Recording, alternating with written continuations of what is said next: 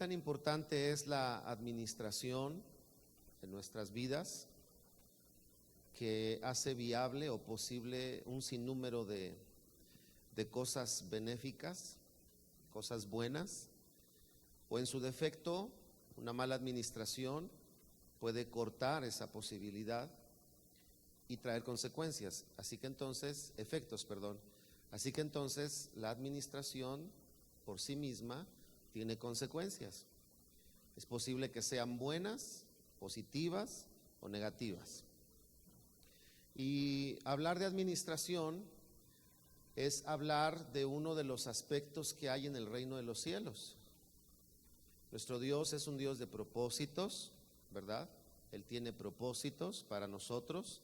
Él no hace las cosas solo por hacerlas. La palabra propósito significa idea o sentido original de algo. Y nosotros tenemos que aprender a vivir con ese factor del reino de los cielos, ¿verdad? Propósito en nuestra vida.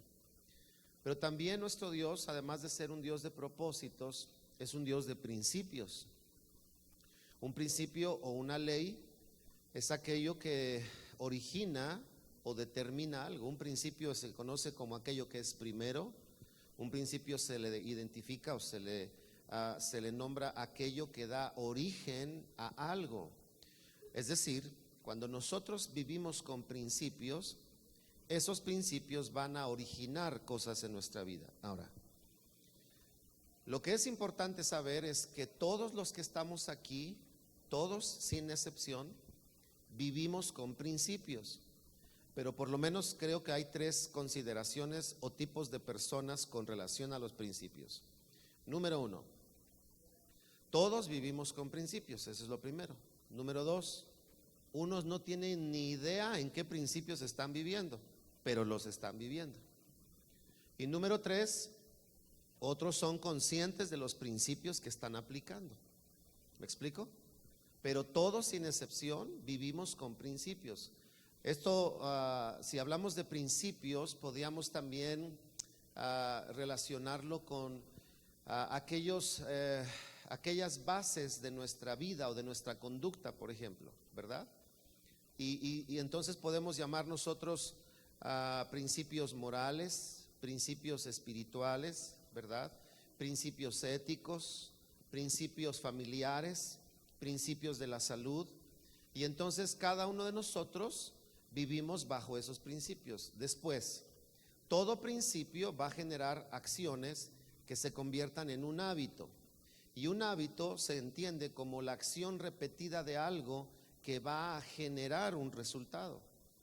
Fíjense cómo está conectado el asunto. Ahora, todo esto que acabo de decir, esto último que acabo de decir, pónganlo en la línea de todos vivimos en ellos. Dos, unos no tienen ni idea en qué principios están viviendo. Y tres, y de esos de los que queremos ser, dígale al que está a su lado, de estos quiero ser, de los que saben en qué principios están caminando. Ahora, si Dios es un Dios de principios, Dios es un Dios de propósito, pero también Dios es un Dios dentro de los principios, por lo cual podemos decir lo siguiente: si Dios es un Dios de principios, Él es un Dios de administración, ¿verdad? O de mayordomía, como se conoce también en la Biblia, mayordomía. Muy bien. Este día vamos a hablar de este tema porque este es el penúltimo punto que voy a hablar de la palabra que Dios nos ha marcado para este año. Y ustedes los que han estado continuamente viniendo o escuchando en internet las enseñanzas, saben que desde hace 2 o 3 domingos atrás, no más, 3, 4 domingos, empecé a hablar sobre el énfasis que Dios tiene para nosotros. Hemos hablado de alcance, hemos hablado de énfasis evangelístico, hemos hablado de profundidad, hemos hablado, ¿de qué hablamos la semana pasada? ¿Alguien recuérdeme? Muy bien, hermano. Te voy a invitar a desayunar, hermano querido. ¿De qué hablamos? Formación. Dígale a alguien, hablamos de formación, que no se te olvide. Dígaselo, así con el dedo, mire, levante su mano, ponga el dedo así, no amenazador, sino enfático. Hablamos de formación.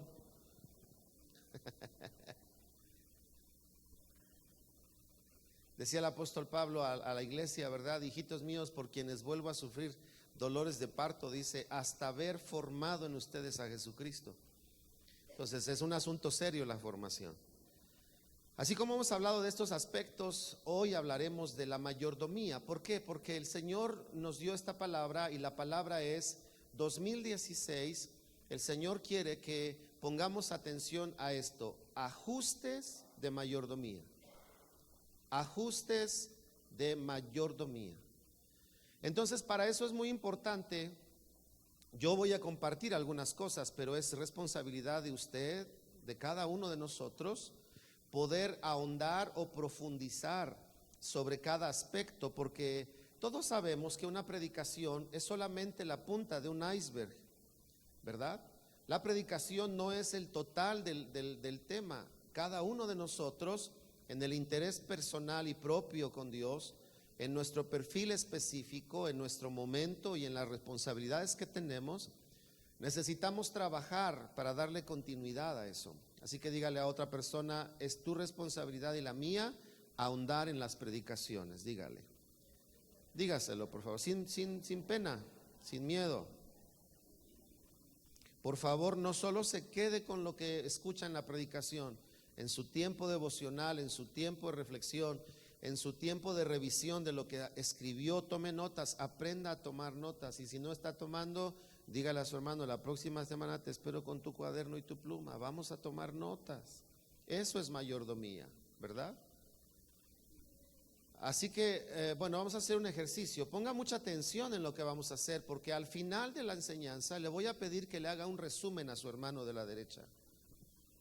Y le va a decir: esto aprendí hoy. Y en un minuto le va a decir lo que aprendió, y su hermano le va a decir lo que aprendió. Y si le predica otra cosa que no prediqué, hermano, me lo exhorta. Le dice: hermano, pues ¿de dónde vienes? Ok, bueno. Ajustar la administración. ¿Por qué el Señor nos enfatizó sobre ajuste en la administración?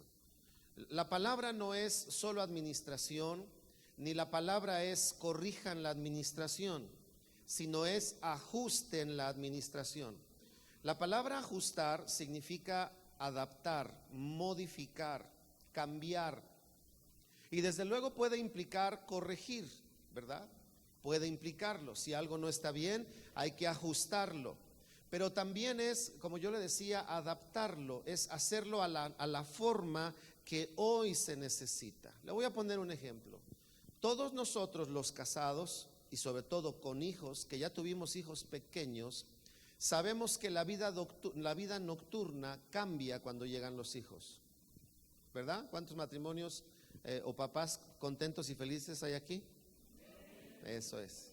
Ustedes jóvenes no tienen ni idea, pero los que ya son papás saben que las noches son diferentes, ¿verdad? Tú joven te duermes y parece que te mueres en la noche, pero cuando vienen los hijos, eso se te quita. O se te quita o te lo quitan, pero de que se quita, se quita. ¿Por qué? Porque viene una nueva ¿qué? ¿De qué estamos hablando? Una nueva administración. ¿Qué es administrar? Administrar básicamente lo podemos definir como cuidar, ¿verdad?, los bienes de otra persona. Así de sencillo. Administrar puede ser cuidar los bienes, ¿verdad?, inclusive de otra persona. Entonces, cuando nosotros llegamos a la etapa de la paternidad, empiezas a cambiar tu administración. Ya tus noches no son iguales, tienes que poner más atención, tienes que estar al pendiente de el bebé, del cambio del pañal, ¿verdad?, del biberón, de que la leche esté tibia, que no esté caliente cuando ya llega el biberón.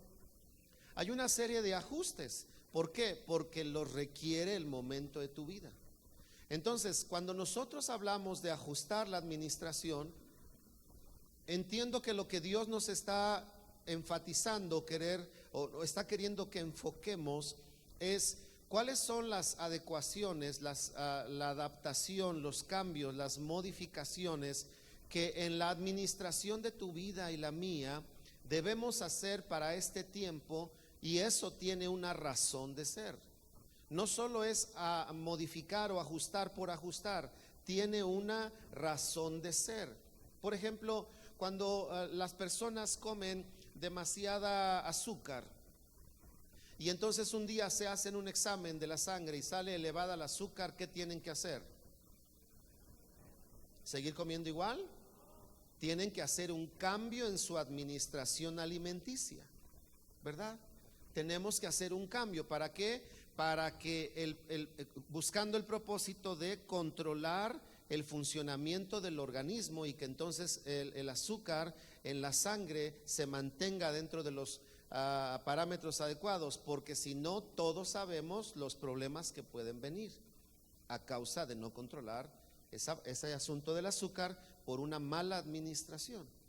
Entonces quiero hablarles de 3 o 4 cosas durante cada culto, pero obviamente en cada culto voy a mencionar diferentes aspectos de estas 3 o 4 apartados que yo he considerado aquí con respecto a la mayordomía. Así que el primero que quiero compartir con ustedes es la importancia de la mayordomía. ¿Cuál es la importancia que nosotros podemos ver con relación a la mayordomía? Génesis 2:15 dice: tomó pues Jehová Dios al hombre y lo puso en el huerto del Edén para que lo labrara y lo guardara. Esos son principios de mayordomía, ¿verdad? Algo que administras, lo trabajas y lo cuidas, labrar y guardar. Dice: y mandó Jehová Dios al hombre diciendo: de todo árbol del huerto podrás comer, mas del árbol de la ciencia del bien y del mal no comerás, porque el día que de él comieres, ciertamente morirás. ¿Por qué entonces podemos notar en la escritura la importancia del énfasis de la mayordomía? Por eso mencioné Génesis primero, porque el Señor está diciendo: mira Adán, mira Eva, si ustedes no administran bien lo que yo les doy, no soy yo, son ustedes los que van a provocar una interrupción y los que van a traer muerte a sus vidas. Recuerden que la palabra muerte, por lo menos en su sentido más básico, conlleva 2 cosas. Una es parar toda actividad o el cese de toda actividad, y la segunda es la separación de algo. Ponga a considerar algunas cosas. Si usted no administra su relación matrimonial, usted va a empezar a dejar morir cosas en su vida. Si usted no lo administra, ¿verdad? Si usted no administra palabras de elogios, si no administra palabras de aprecio, palabras de reconocimiento, al rato se va a acostumbrar a ya no hablar así. Y entonces llega la esposa y le dice: hola, hola, ya me voy, sí, ya llegué, qué bueno. Pero ya no hay: qué bueno, mi amor, ¿verdad? Qué bueno, luz de mis ojos, gorrión de mi pecho, o no sé cómo le diga. Porque dejó de administrar lo que era necesario para mantener vivo algo. No es que lo quisiera matar. O sea, usted póngase a meditar si Adán o Eva, que fue por donde entró primero el asunto con la serpiente, si ella quería las consecuencias que iban a pasar. Yo creo que no las quería, pero no por no quererlas no se dieron. ¿Me explico? O sea, yo no creo que ningún matrimonio se casa con la intención de destruirlo, a menos que esté mal de la cabeza. Pero nos casamos para poderlo construir.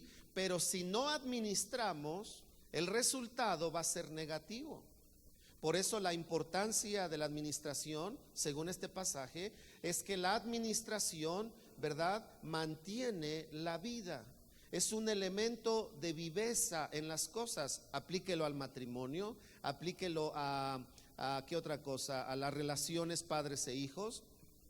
Aplíquelo a su trabajo. Si usted es buen administrador, si hace las cosas a tiempo, si las hace bien, si las cuida, si da buenas cuentas, entonces va a haber una buena relación con el jefe, con la empresa, posiblemente va a haber vías de desarrollo, va a haber posibilidades de crecer en el escalafón, de aumentar, de hacer una carrera laboral, porque está usted administrando y la administración va a generar vida, vida. Y cuando hablamos de vida, no solamente hablamos de la capacidad de respirar o de existir, ¿verdad? Sino de el sentido en el cual nosotros nos dirigimos. Es decir, si nosotros hablamos del trabajo y decimos, ok, yo tengo una aspiración y mi aspiración es escalar en mi empresa. Ok, para que ese sueño se mantenga vivo, hay que administrar. Porque si no se administra, no se van a suministrar aquellos elementos que hacen posible la continuidad o que hacen posible las oportunidades para desarrollar ese sueño que se tiene, que es escalar, ¿verdad? Al menos en el contexto laboral, que es el ejemplo que estoy mencionando. La segunda historia la podemos notar en Génesis 6 para ver la importancia de la administración. No voy a leerlo, pero usted apúntelo. Génesis 6, que cuenta la historia donde Dios habla a Noé y le pone en sus manos una mayordomía. ¿Qué tenía que hacer Noé? Dígame. Un arca. ¿Cómo es que el arca llegó a construirse? El arca se construyó porque Noé administró. ¿Qué administró? Administró recursos, ¿verdad?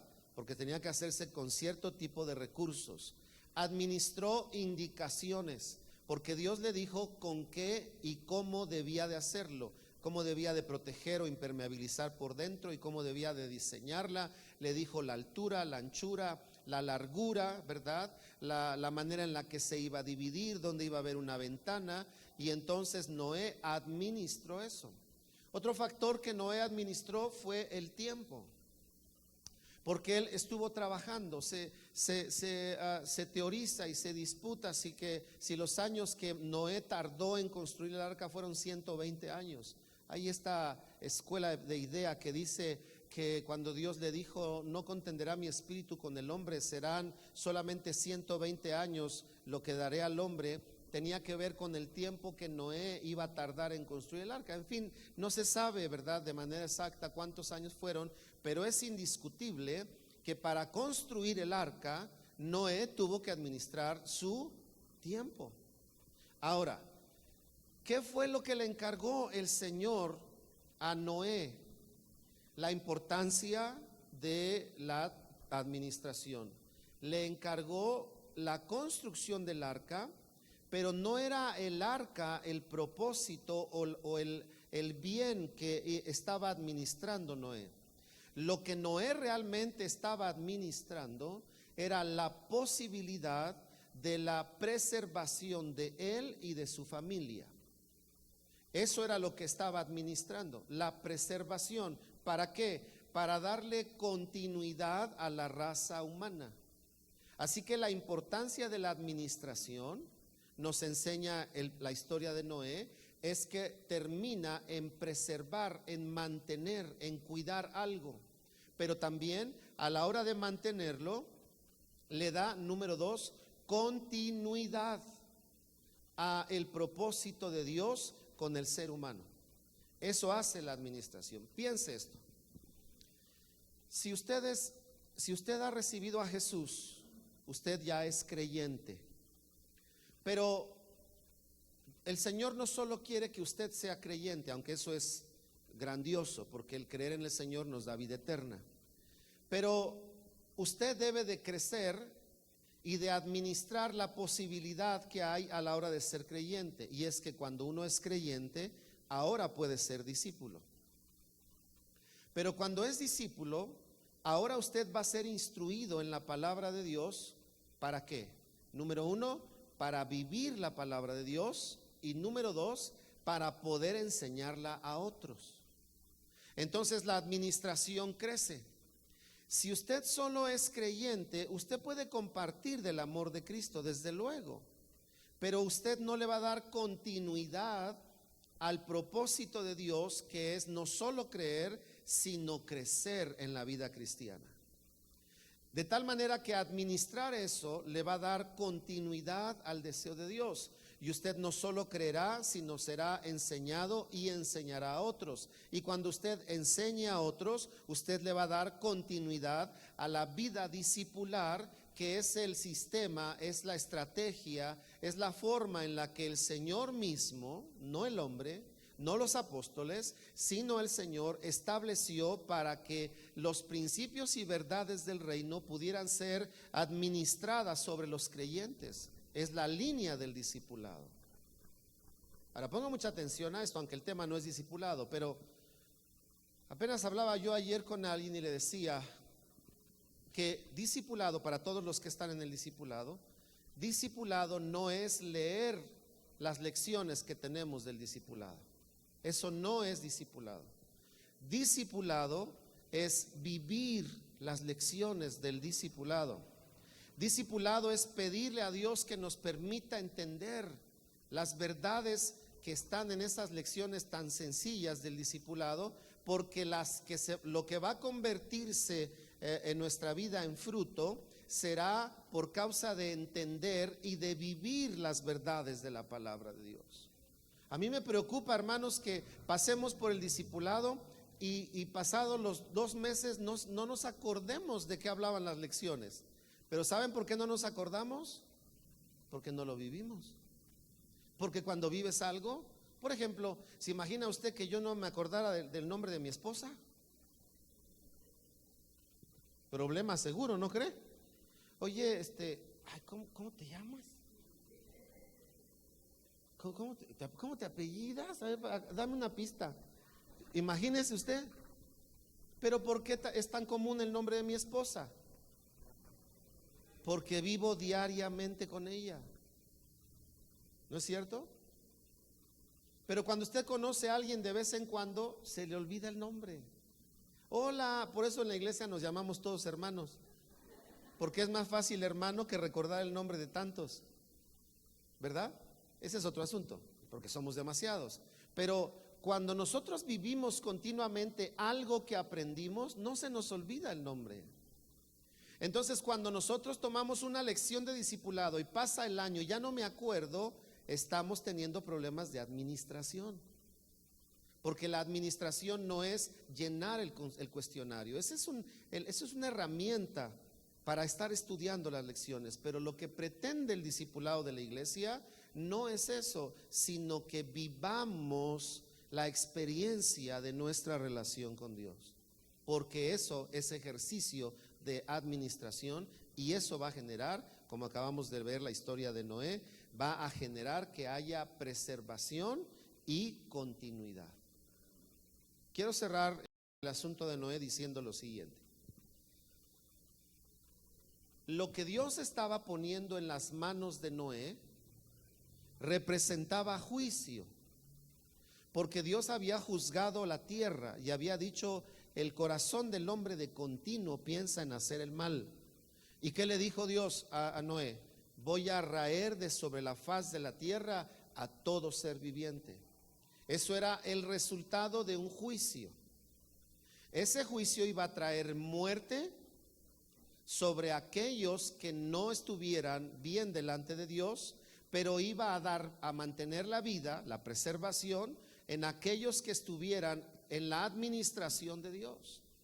Por eso es muy importante que nosotros estemos en la administración de Dios. Las naciones, hermanos, están levantándose en maldad delante de Dios y Dios va a juzgar a las naciones. Y si la iglesia no vive en la administración de Dios, cuando el juicio de Dios viene sobre las naciones, ¿saben quiénes se espantan? Los cristianos. ¿Por qué temer? Habría una sospecha de que el cristiano se espante porque no esté en la administración de Dios y esté en la administración de los hombres nada más. Por ejemplo, hablemos de la parte económica, ¿no? Y la gente habla del dólar que sigue subiendo y se truena los dedos. Pero si usted administra las verdades del cielo, nosotros sabemos que no vivimos y que nuestra provisión no viene de lo que vale el dólar. Nuestra provisión viene del Señor Dios nuestro Salvador. Y él dijo que de él es el oro y de él es la plata. Pregunto, ¿en dónde se sustenta la moneda de las naciones? ¿En el oro o en la plata? Ahí se sustenta. Eso es lo que le da supuestamente valor al dinero. Y el Señor antes se anticipó y dijo, antes de que vinieran los bancos y antes de que saliera el dólar, hizo un anuncio: les aviso, yo soy el dueño de lo que sustenta el valor de las cosas. Entonces, cuando el cristiano administra las verdades del cielo en su corazón, aunque el dólar llegue a 40, uno va a decir: el Señor suplirá todo lo que me haga falta conforme a sus riquezas en gloria. Pero si no administramos eso, vamos a correr igual que todo mundo corre. ¿Me explico? Entonces, la palabra de Dios nos enseña en Noé la importancia de administrar. ¿Cuál es? Pasar en medio de los juicios de Dios y ser preservados. Eso es bien trascendente, hermanos, porque Dios juzga con justicia, ¿verdad? ¿Cuántos dan gracias a Dios porque Él es justo? Pero cuando administramos, según la historia de Noé nos enseña, su juicio se establecerá, pero los que administran su palabra van a pasar por en medio de los juicios de Dios y van a ser preservados. Dígale al que está a su lado: tenemos que ser buenos mayordomos, hermano. Pero dígaselo con ganas, con una sonrisa en los labios, para que me lo anime, por favor. Bien, ya le hablé entonces dos aspectos de la importancia, uno en Noé en Noé y el otro en Eva o en Adán y Eva. Ahora quiero hablarle de la necesidad del ajuste, porque el énfasis de esta palabra es ajustes en la mayordomía. Así que quiero hablarle de dos referencias con relación a los ajustes. El primero está en Hechos 13:22. Si quiere búsquelo, pero yo se lo voy a decir de qué habla. Hechos 13:22 recuerda lo que Dios dijo de David. Y dice que habiendo quitado a Saúl, levantó a su hermano, es decir, a David, y lo puso en su lugar, en el lugar de Saúl, y dijo de él: este es un hombre conforme a mi corazón y hará todo lo que yo le diga. La historia de Saúl y de David nos enseña que Dios hizo un cambio, un ajuste en la administración. ¿Por qué hizo ese ajuste? Porque Saúl había perdido de vista cuál era su labor. Su labor como rey no era reinar como él quería. Su labor como rey era lo que se dice de David, que reinara según Dios lo guiara. Pero entonces la función de Saúl y de David era la misma. Ellos iban a reinar.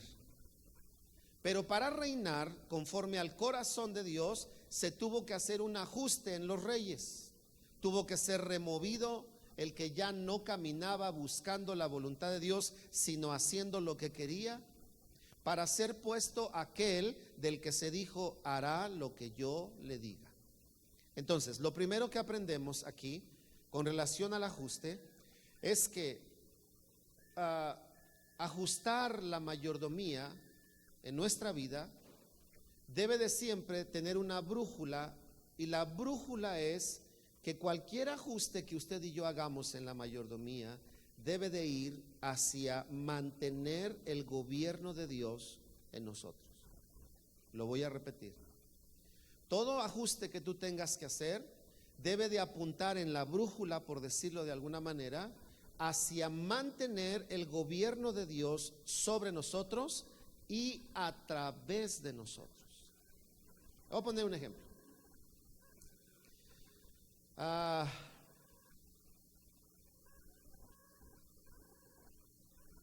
Voy a poner un ejemplo que he conocido a través de los años. Por ejemplo, el deporte, ¿verdad? Por lo regular, los partidos o los equipos de fútbol juegan en los fines de semana, juegan sábados y domingos, pero ¿a qué horas juegan? En las mañanas, ¿no es cierto? Lo cual no es malo, está bien jugar. Pero ¿qué sucede cuando tomar una decisión de jugar o entrar a un lugar sin consultar a Dios? Recuerde eso, sin consultar a Dios, empieza a llevar a la gente. Yo he conocido gente que a la hora de hacer ajustes para poder jugar, empiezan a alejarse primero de la reunión de la iglesia, pero luego ya no se alejan de la reunión, luego se alejan de la vida cristiana y terminan el partido de fútbol igual que los amigos, con una cheve en la mano. ¿Sí saben lo que es una cheve? ¿No? O una chela, como le digan. El asunto es que a veces hay cristianos, no digo que todos, ni estoy queriendo decir que hacer ejercicio sea malo, no, pero es que todo lo que hagamos en nuestra vida debe de tener gobierno de Dios. Y yo he visto cómo muchos cristianos se apartan de la vida de formación cristiana por no buscar el gobierno de Dios, por no buscar la dirección de Dios, como pasó con Saúl. Saúl era rey, pero dejó de hacer lo que Dios quería. Entonces, el ajuste en la mayordomía en la historia de Saúl era para mantener el gobierno. Entonces diré lo siguiente: ¿por qué Dios nos está diciendo 2016 revisen el ajuste en su mayordomía? ¿Por qué? Entiendo que Dios nos está diciendo: tengan cuidado de que yo siga gobernando sus vidas. No yo, Dios, ¿verdad? De que Dios siga gobernando nuestras vidas. Eso es lo que Dios nos está diciendo. Cuando Dios te dice: hijo, revisa tu mayordomía y haz los ajustes, lo que nos está diciendo es: esto te lo digo porque quiero que estés consciente de quién o qué gobierna tu vida. Si gobierna nuestra vida un sueño o lo gobierna Dios. Si gobierna nuestra vida las cosas materiales o la gobierna Dios. Si gobierna nuestra vida el ministerio o lo gobierna Dios. ¿Saben cómo yo me doy cuenta en algunas personas que quien gobierna sus vidas es el ministerio? Que cuando están en el ministerio vienen a la iglesia y cuando ya no están ya no vienen. ¿Qué gobernaba su vida cristiana? El ministerio, no Dios. No el amor a Dios de decir: hoy ministro en algún área, pero ahora no, pero igual vengo a buscarlo. Y vengo al culto de las 8 aunque haga frío. Antes venía porque era ujier, ahora no soy ujier, pero al de las 8 voy, porque lo que me mueve acá es el gobierno de Dios. ¿Me explico? Entonces, lo que Dios nos está diciendo, al menos en esta figura, cuando nos habla, ajusten su mayordomía, es: cuiden que mi gobierno esté operando sobre ustedes. La palabra gobierno implica por lo menos 3 cosas, ¿verdad? Mandar, dirigir y ordenar. A ver, repítalo a su hermano. ¿Qué implica?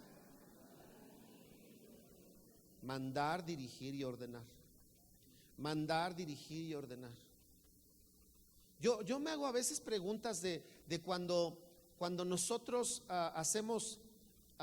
decidimos en nuestra vida. ¿Cómo estamos decidiendo? ¿Con gobierno de Dios sobre nosotros? ¿O el gobierno de emociones, ideas, influencias, corrientes humanas? ¿Sobre qué estamos decidiendo? La vida cristiana, como algún día lo dije, no es una vida natural, es una vida sobrenatural, porque creemos en un Dios todopoderoso, porque creemos que tenemos vida eterna. Eso no es de la tierra, hermano.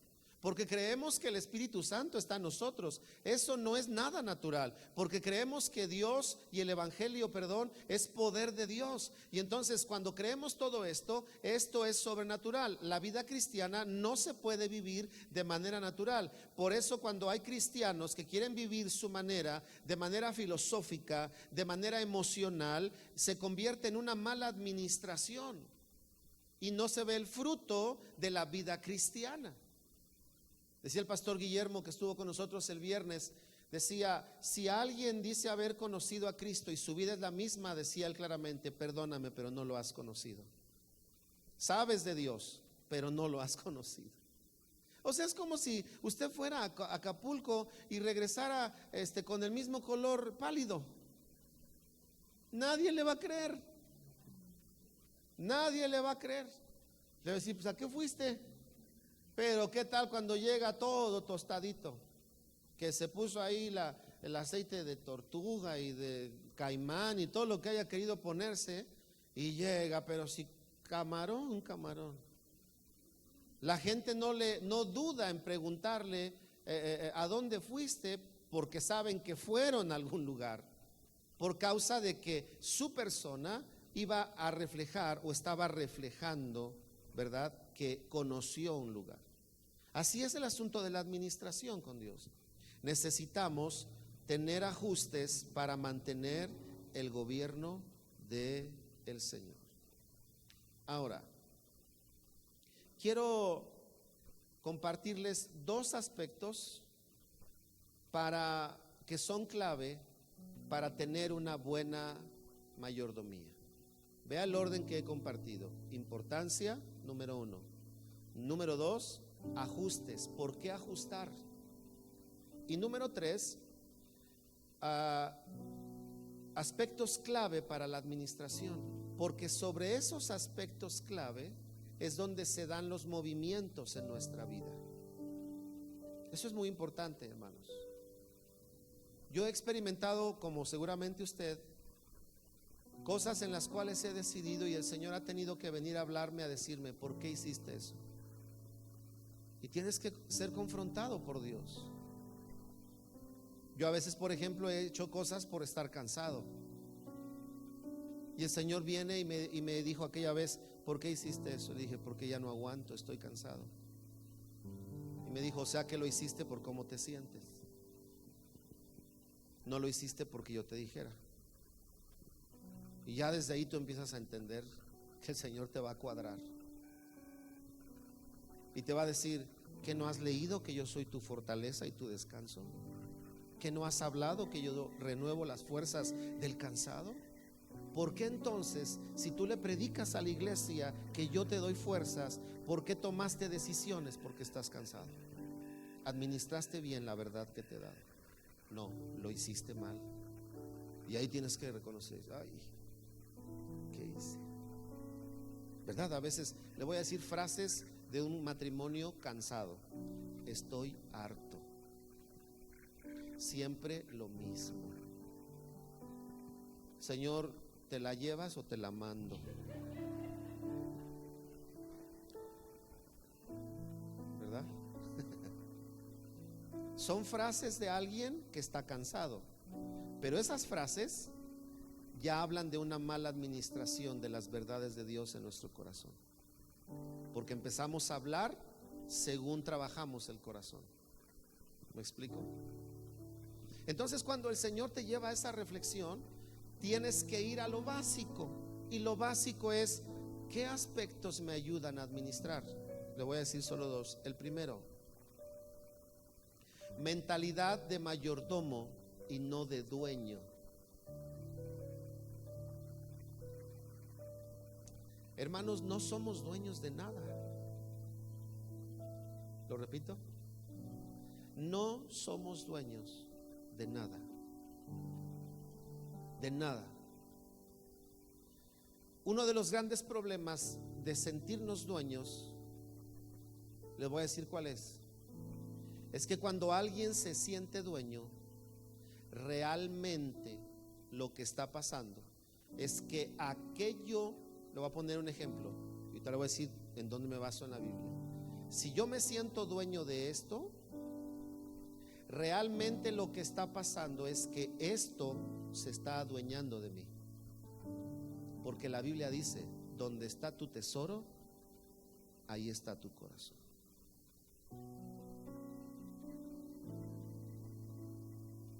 Usted se compró una corbata muy bonita en diciembre y llega alguien y le dice, ay, qué bonita corbata, y el Señor te habla acá y te dice, regálala.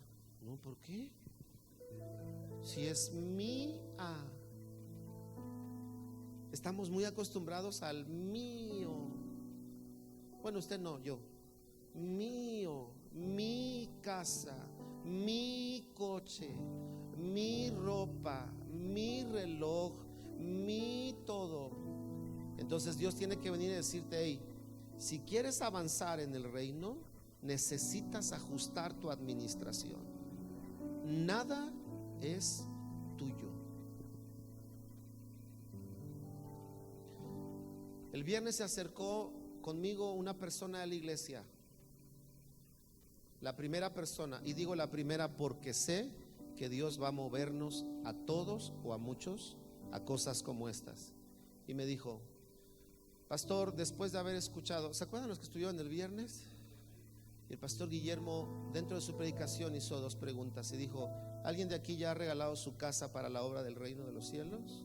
¿O su coche? Y entonces hubo silencio y dijo: uy, qué silencio. Pero al final se acercó una persona y me dijo: pastor, voy a vender mi casa, voy a repartir lo que le toca a mis hijos y el resto lo voy a ofrendar a la iglesia, me dijo. Dígame, no la va a regalar usted, es otra persona. No se espante. ¿Por qué le cito este testimonio? Porque acciones de ese tipo solo se pueden hacer cuando nada posee tu corazón. Por eso es el peligro de sentir que algo es nuestro. Porque nuestro de mayordomía, así sí debe de ser, para que lo cuides, porque un día vas a dar cuentas. Pero nuestro de propiedad, nada, si ni la vida es nuestra, si ni nuestra alma es nuestra. Dice el Señor: toda alma es mía, por lo tanto el alma que pecare tiene que morir. Porque Él decide sobre nuestras vidas. Entonces la mayordomía es algo que Dios tiene que trabajar en nosotros, porque es tan poderosa que la puso desde el Génesis. Él dijo: para que todo esto subsista se necesita mayordomía. Y puso al hombre en el huerto y le dijo: cuídalo y lábralo. Mayordomía. Así que cuando nosotros meditamos sobre esta verdad, tenemos que pensar que no somos dueños, sino tan solo mayordomos. ¿Y quién es un mayordomo? El que cuida los bienes de otro. No son tus hijos, no, te los dio Él y los cuidas para Él. Nada de que para que haga la carrera que tú quieres, y no, tú lo guías y que Él haga lo que Dios puso en su corazón hacer, y que desarrolle las virtudes que Dios le dio a Él para hacer.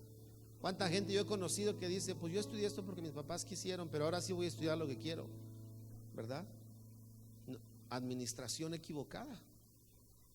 Necesitamos nosotros cuidar nuestra mentalidad. Y por último, bueno, la cita que les doy es Job 1:21. Usted anótelo para que lo lea en casa. Y la segunda,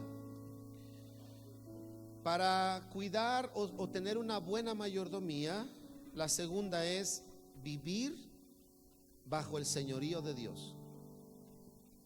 La cita que les doy es Lucas 6:46. Ahora, esta frase puede sonar muy compleja, ¿verdad? Si yo le preguntara a usted: ¿qué es vivir bajo el señorío de Dios?, ¿qué responderíamos? ¿Bajo su voluntad? ¿Otra cosa? ¿Bajo su enseñanza? ¿Dirección? Muy bien. Todo eso es parte de lo que voy a decir.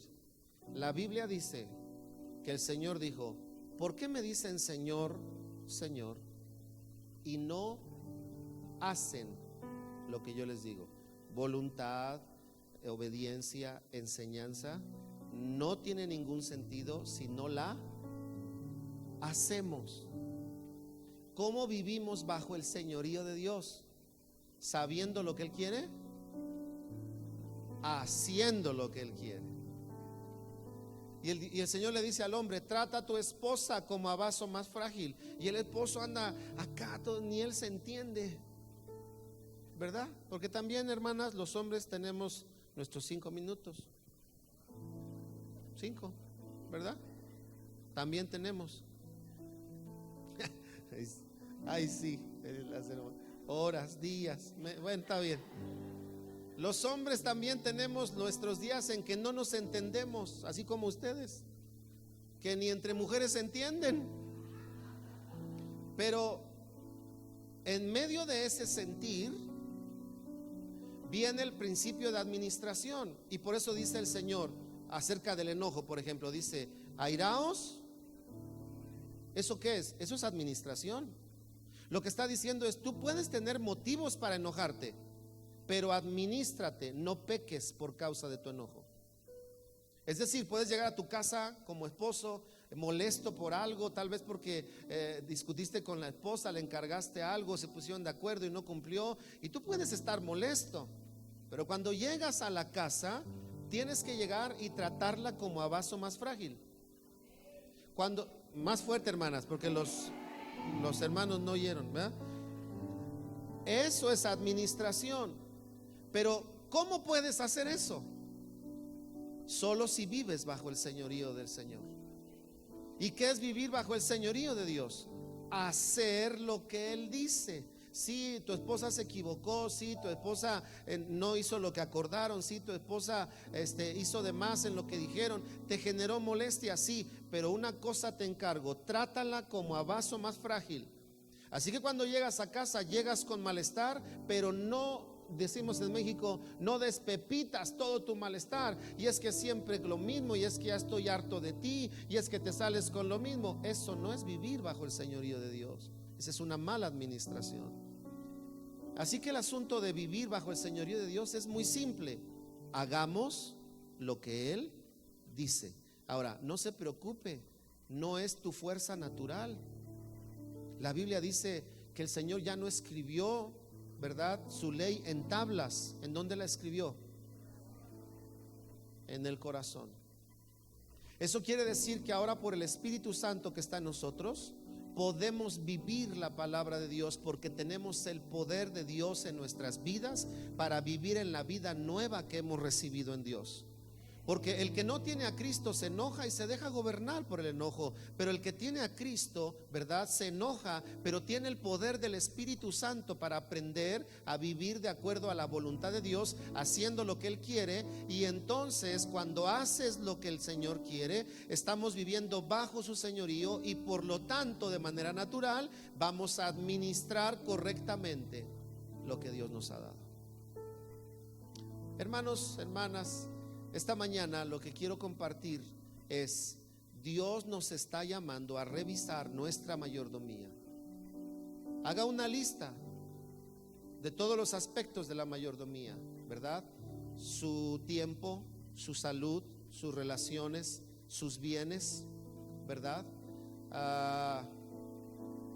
Ahora que el pastor Guillermo estaba platicando las cosas algunas de las cosas que el Señor le ha permitido vivir, él hablaba de que había pasado días austeros también, ¿verdad? Y dijo que él se compraba un shampoo. ¿Se acuerdan cuando lo usaba el shampoo bueno? Los domingos, decía él. Dice: y todos los demás días nos lavábamos la cabeza con jabón, con el mismo jabón para el cuerpo.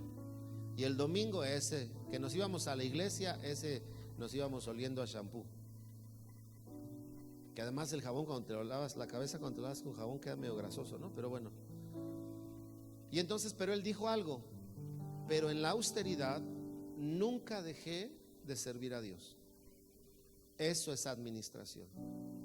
Porque sabes que servir a Dios es por un don que tienes, y ese don no es tuyo, es de Él. Y lo puso en ti, y si tú lo paras porque estás viviendo momentos difíciles, estás mal administrando ese don, y estás mal administrando la oportunidad en la que Dios quiera decir o pueda decir de ti: buen siervo fiel. En lo poco, en la adversidad, en los problemas has sido fiel, entonces sí, ¿verdad?, en lo mucho te pondré. Todo eso es resultado de la administración. Por lo tanto, Dios nos está diciendo: revisen su